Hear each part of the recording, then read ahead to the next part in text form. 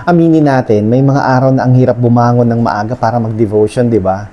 Minsan, ang pagbabasa ng Bible, pag-pray, fasting, o pag-serve sa ministry feels like a heavy checklist.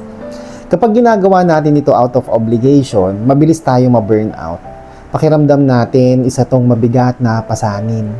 Pero kailangan natin baguhin yung ating perspective. Spiritual disciplines are not a burden, they are a response.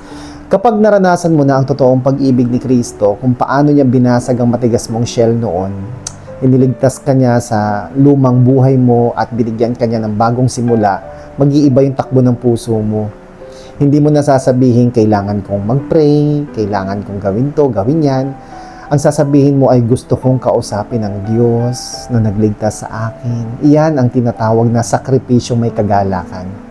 Bibigay mo yung oras mo, isusuko mo ang comfort mo at tatalikuran mo ang mga lumang gawi na hindi na para ma-earn ang love ni God, kundi dahil punong-puno ka na ng pag-ibig niya.